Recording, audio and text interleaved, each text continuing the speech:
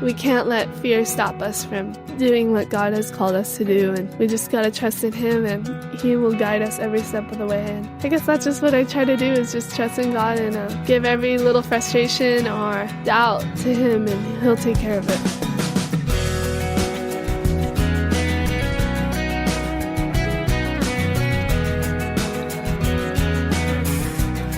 This is First Person, and today we'll meet a woman who not only possesses great skill, but has been called of God to exercise great courage in her young life.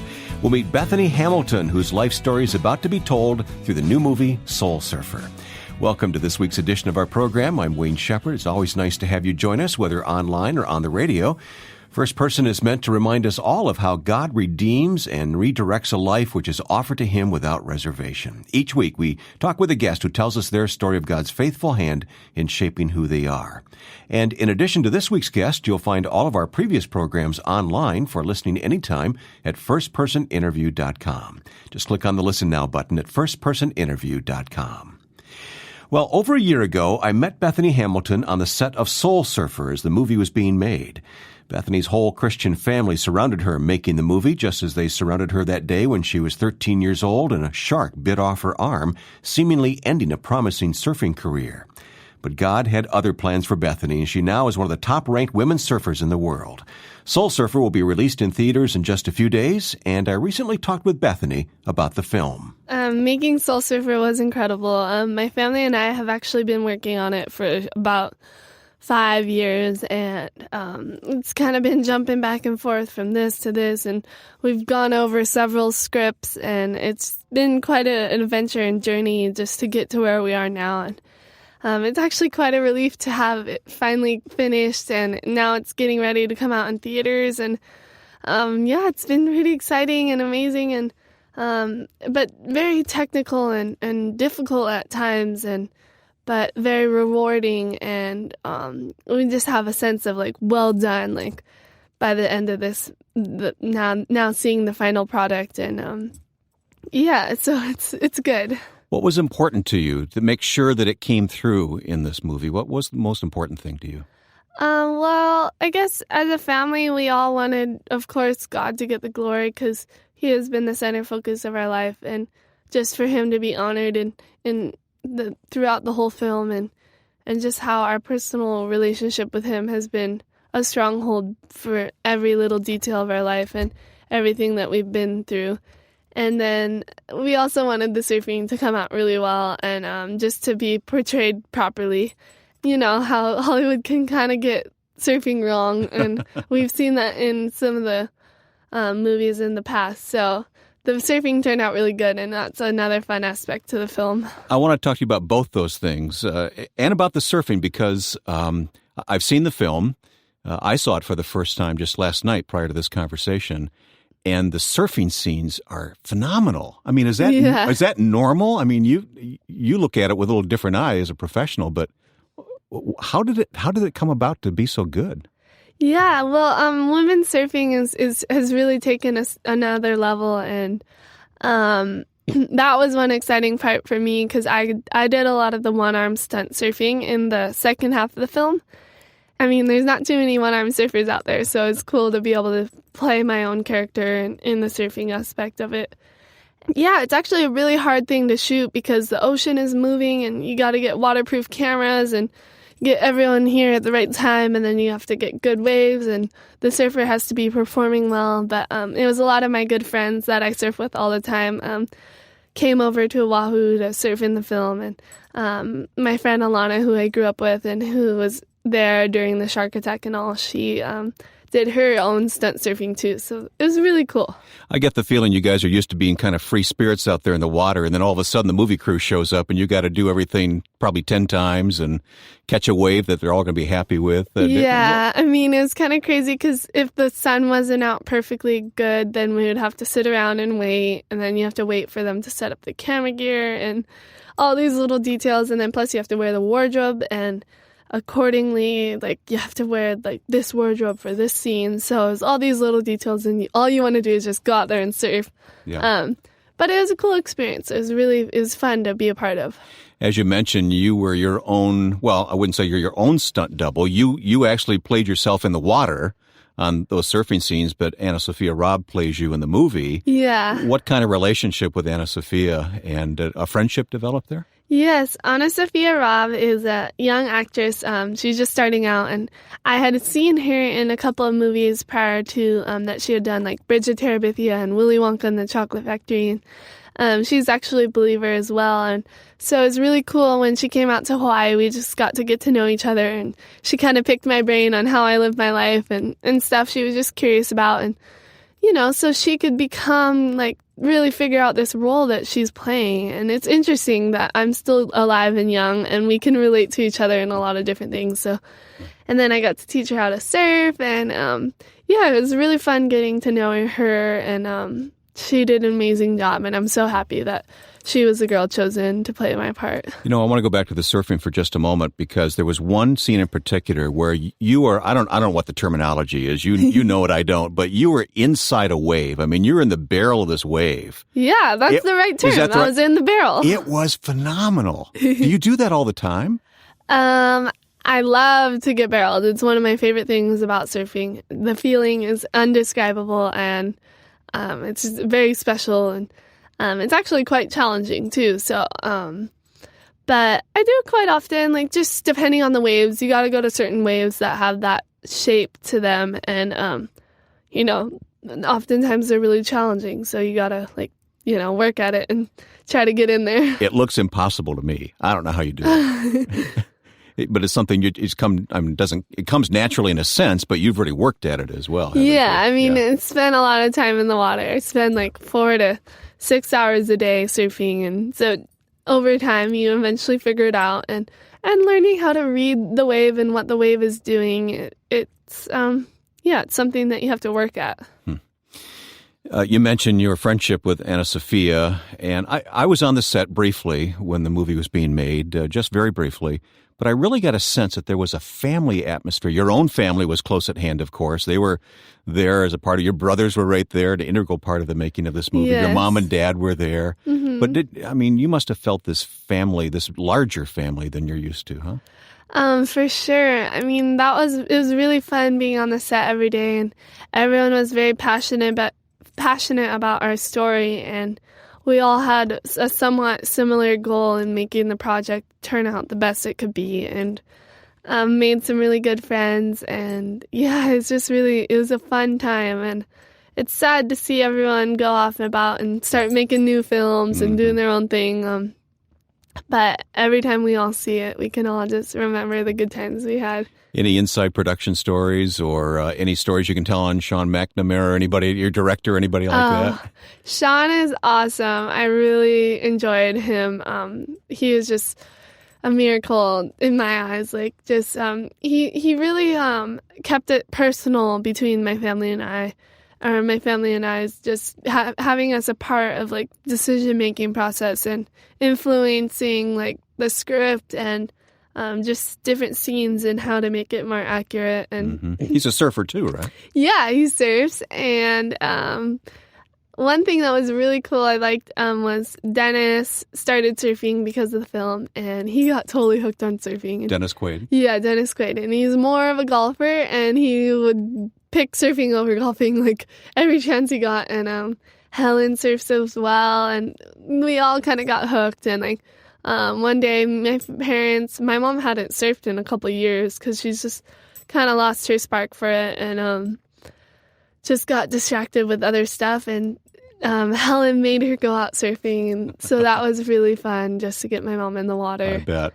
And it's just a group of us all just having fun in the water. Now, you grew up in Hawaii as a surfing family. Your mom and dad were surfers when they met. Yes. And they just passed it on to you kids, huh? Yeah, both my parents moved to Hawaii to surf, and that's where they met each other. And then my 2 older brothers are very talented wave riders as well, and we all kind of have this passion for riding bigger waves. And so we all kind of just go out there and have fun, and we all, like, when we want to go surf, we all kind of just stop and say, okay, well, go surf. Yeah. Bethany, when I visited the set, we were there a few days, including a Sunday, and we went to church, as did a lot of the crew and the cast, and you and your family were there at church that day. And then after church, we're driving back to where we were staying, and somebody said, there's Bethany out in the water. You had left church quickly. Oh, really? You're all by yourself, but you're out there, riding these waves. Just having a good time, just practicing? What were you doing? Yeah, I mean, surfing's my life. I'm a professional surfer, so I spend a majority of my day surfing and training for that, and just bettering trying to become the best surfer I can be. And I just love being out there, and it's just my way of just kind of breaking away from everything else. When the accident happened, your youth leader, Sarah Hill, became a very important person. I'm sure she was important to you before the accident as well. But tell me about Sarah and what she means to you. Yes, Sarah has been one of my best friends since I was like 8 or 9. And even though she's older, she has this young, fun aspect to her, and just we can go and just go surf or hang at the beach or go just go and read the Bible together. And so she's just been a really good influence on my life. And Carrie Underwood actually starred as Sarah in the movie, and she's one of my favorite characters just because I love Sarah so much. And you can kind of see that aspect of how Sarah was influencing me. And Carrie did an amazing job. She was just it was one of her first major big films, and she really nailed it. So that was cool to see. It's important to you that Sarah be portrayed correctly then. Yeah. And Carrie did a great job. Sarah had her own surfing accident before yours, and that really stopped her from surfing, as I understand, at least for a time. Well, Sarah has been just an athletic girl since she was young. She was just finishing up high school, and she had a scholarship for water polo, and she was surfing one day because that was just more of her recreational fun sport. And she ended up breaking her back because she hit the sand in a bad way, and she didn't really know it. She just kind of was like, oh, something's wrong. She sat in a chair for a day. Went to a doctor. They said she was fine. She just needed a rest. But she had actually broken her back, and she ended up laying in a bed for a year. And My reason for bringing that up is that, is there a sense, do you feel that maybe the Lord kind of put her in your path because she had experienced some adversity when you experienced adversity, and she kind of knew what you were going to go through, right? Yeah, I mean, definitely. I think God can coordinate all us people to encourage each other and be there for each other. And as much as Sarah can encourage me, I can encourage her as well in certain things, because we all go through rough times, and it comes and goes, and ultimately we just got to encourage each other to trust in Jesus and love him more, and just devote our lives to him. And Sarah's still surfing today, and she just devotes her life to youth ministry, and just always having kids around her, and she's great. We'll continue this conversation with Bethany Hamilton in a few moments. She'll talk about the courage God gave her after the shark attack. Next time on First Person, Dr. Ravi Zacharias speaks to the issue of living for God. If we find our identity in our own strength or some other thing we have attained along the way, we will not delight the Lord. And if your goal in life is to delight the Lord, you should have that healthy reverence. Join us for a first-person conversation with international evangelist Ravi Zacharias next time here on First Person.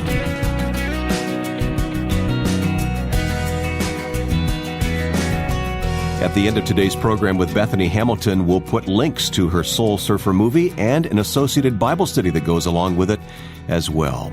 Continuing to talk to Bethany, I asked her about a favorite Bible verse. Well, one verse that I really like to refer to is 2 Timothy 1:7, and it's, "For God has not given us a spirit of fear, but of power and of love and of a sound mind." And that just reminds me, it's like we can't let fear stop us from doing what God has called us to do, and we just got to trust in him, and he will guide us every step of the way. And I guess that's just what I try to do, is just trust in God and give every little frustration or doubt to him, and he'll take care of it. Your story is so inspiring. You know that. You know the effect it has on everyone, including young people, your age and younger. I'm sure you've heard from people all over the world, including kids, teens, preteens.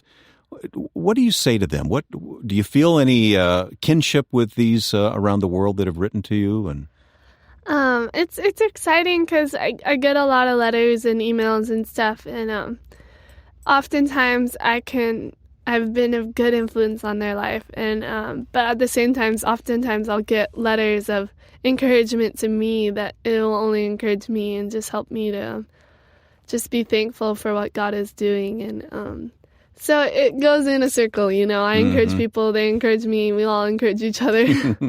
But young people especially. Yeah, definitely a large a group of young people, and but at the same time, I've had every age write letters to me, so I think it can, you know, go out to all different ages. But you're aware of the fact that you are someone they can look up to, someone they can identify with. You're not that much further. You're what, 20 years old? You're not that much further ahead than a 14 or 15-year-old who maybe is struggling with self-esteem or some adversity in their life. And do you sense that role as a model, so to speak?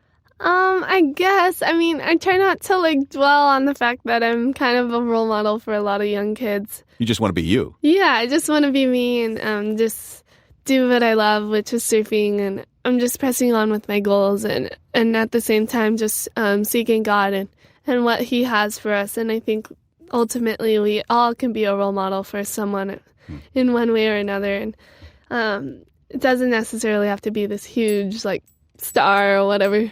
But yeah, there's not a lot of good role models, so it's exciting to know that I can just be a role model by what I'm doing. Bethany, is it true that you were actually back in the water, not much more than a month after your arm was taken? Yeah, it was less than a month, and I couldn't have waited much longer. I went out as soon as the doctor said I could, actually a day earlier than he said I was allowed to. Do you remember the feeling when you first set foot back in the water? I mean, I was a little nervous, but super excited and just happy to just give it a chance, and not sure if I could do it, but once I got up on my third or fourth wave, and I rode it all the way in, and it was just really just exciting feeling, just tears of joy, and just knowing that I could still surf. Such a great story, and you have such a positive attitude about it, and yet you're human. There had to be some discouragement set in. Talk about that time and how you feel the Lord kind of overcame that for you. Yeah, that's one aspect in the movie that it shows really what my family and I struggled with, and our high and our low points. And ultimately, we just got to give our problems to God, and He'll take care of it. And also, it just showed me struggling with learning how to surf with one arm and adapt to that. And you just got to take it one day at a time. In the movie, you're struggling with the discouragement, and I'm not sure how much of this matches up with real life, but It's basically a true story. But you're in this time of discouragement, you take the mission trip with Sarah and other young people to Thailand. This is after the tsunami had hit. What did that trip do for you? Did it give perspective? Did it help overcome some of the discouragement you may have been feeling? At the time, I can't fully remember exactly what was going on in my head, but Thailand was amazing. What my main focus kind of was when I was there was helping people overcome their fear of the water. And a lot of the kids from this particular village that I went to hadn't touched the water since the tsunami. And the Thai culture spends a lot of their time fishing and water activity type lifestyle. And so it was cool to get them out in the water and show that if I can continue surfing after a shark bit my arm and took that away from me, they can, even though they've been through so much, and many of them had lost their family members and just gnarly stuff had happened to them at such a young age. And so it was just a really good experience, a good learning experience to just be thankful for everything and everyone that you have. So in a sense, it was kind of therapy for you as well, wasn't it? Yeah, always, definitely. Anytime going on that kind of trip where it's you're devoting your time to other people. And I think that's something that's really important, is that God calls us to put Him first and others second and then ourselves. And nowadays I just feel like in life, a lot of stuff is just really selfishly based, and people are trying to make themselves happier by whatever they think they can find joy and happiness in, and they end up not finding it. And I think it's important to just know that it's God that should be first and we are second, I think it's true for many of us that we find ourselves through serving others. That's what happened to you. Yeah, for sure. Mm-hmm. What is the message you like to communicate when you're put in front of a group of young people and suddenly Bethany Hamilton, the professional surfer, is there and she's got such a great testimony? What's the basic message you like to communicate? I mean, I guess it just varies depending on day to day, but what comes to mind now is like, I'm just like everyone else. I'm not up on a pedestal or whatever. I have my struggles. I go through hard times, and I just constantly, what it is just trusting in God day to day and giving your whole heart to Him. And I think especially if you're younger and you're growing up and just trying to figure out life, I mean, don't let the world just make you believe the lies that you have to be this way or that way, but just be yourself and just try to honor God in everything that you do. And, especially young girls, like purity, I think, is something that's really important, just to wait for a marriage, It's worth waiting for, and it's something that I'm doing, and I'm definitely just focused on God right now and waiting for the right time when God picks that particular person, Given all the media attention you've had, it has to be your family that's really, kept you rooted and grounded, kept you being just Bethany instead of this world star, so to speak. You have to be grateful for Mom and Dad and your brothers. Yeah, I definitely have a really good family, and we all kind of have our own little jobs in this whole process. And both my brothers, older brother is a photographer, and the other one's a videographer, and they're both just really strong. They both have their own touch in our family's life, and my mom and dad are just always there for me and encouraging me. And on top of that, I have a really good group of friends that are all off and about in the world right now, because we're at that age where some are at college, some are traveling, and they have just been a huge impact in my life as well. I want to ask you about the professional part of your surfing career now. What are you excited about? And I think I got to go to Indonesia with one of my sponsors, Rip Curl, and we kind of have this theme of like searching for waves. And I was with 3 group of girls that were just a really fun group of girls, and we got to just go and surf and travel to new places that not many people get to see, and it was just really beautiful. And there's so many excitements to pro surfing that I'm just blessed to partake in. You're living a dream, aren't you?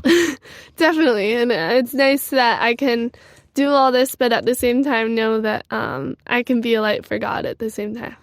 Bethany, thank you so much. God bless you for being you and not being shaped into something that somebody else wanted to create you to be, but just being who God wants you to be. Yeah, thank you so much for having me. It's been good. Bethany's story is truly remarkable, a modern-day testament to what Paul said in Philippians 4:13, I can do all things through Him who strengthens me. If you joined us late and would like to hear the complete conversation with Bethany Hamilton, you can visit firstpersoninterview.com and click on the Listen Now button. In addition to the program archive, there's also a calendar of upcoming guests who will be joining us, and there's always our Facebook page, and you can find us there as well. You heard Bethany discussing the new movie Soul Surfer, which debuts across America in a few days. There's a great companion website which offers ministry resources and a Bible study. It's soulsurferwave.com, and you'll find it linked at firstpersoninterview.com. Next time, our guest will be Dr. Ravi Zacharias. Ravi's a writer, speaker, evangelist, but we're going to talk about how God first reached his heart when he was a struggling teenager trying to commit suicide. Join us for the conversation with Ravi Zacharias next week. With thanks to my producer and friend Joe Carlson, I'm Wayne Shepherd. Join us next week for First Person.